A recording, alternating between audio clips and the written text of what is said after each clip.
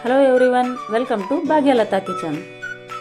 ನಾನಿವತ್ತು ಬಾಯಲ್ಲಿಟ್ಟರೆ ಕರಗೋ ಅಂತ ಸ್ಪೆಷಲ್ ಬೇಸನ್ ಉಂಡಿ ಮಾಡೋದು ಹೇಗೆ ಅಂತ ತೋರಿಸ್ತೀನಿ, ಬರ್ರಿ.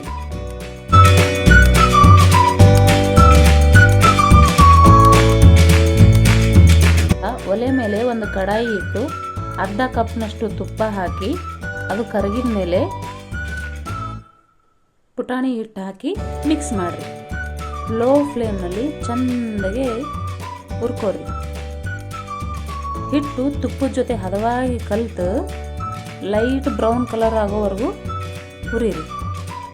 ನಂತರ ಅದಕ್ಕೆ 1 ಕಪ್ಪಿನಷ್ಟು ಮಿಕ್ಸಿ ಮಾಡಿ ಸೋಸಿಟ್ಕೊಂಡಿರುವಂಥ ಸಕ್ಕರೆ ಪುಡಿಯನ್ನು ಹಾಕಿ ಚಲೋ ಹೊತ್ತಿನಾಗೆ ಕಲಿಸ್ಕೋರಿ.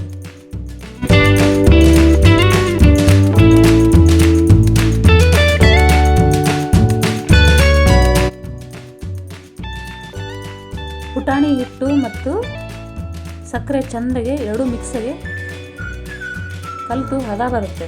ಆಮೇಲೆ ಅದಕ್ಕೆ ಪುಡಿ ಮಾಡಿ ಇಟ್ಕೊಂಡಿರುವಂತಹ ಏಲಕ್ಕಿ ಪೌಡ್ರ್ ಹಾಕಿ ಇನ್ನೊಂದ್ಸಲ ಮಿಕ್ಸ್ ಮಾಡ್ಕೋರಿ.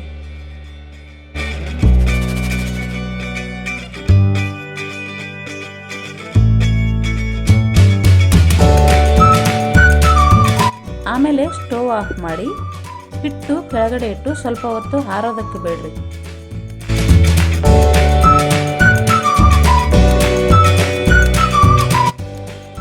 ಆಮೇಲೆ ಒಂದು ತಾಟಿಗೆ ಆರಿದಂತಹ ಬೇಸನ್ ಪುಡಿ ಹಾಕಿ ಚೆಂದಾಗಿ 2 ಕೈಯಿಂದ ಹದ ಬರೋ ಹಂಗೆ ತಿಕ್ಕ್ರಿ.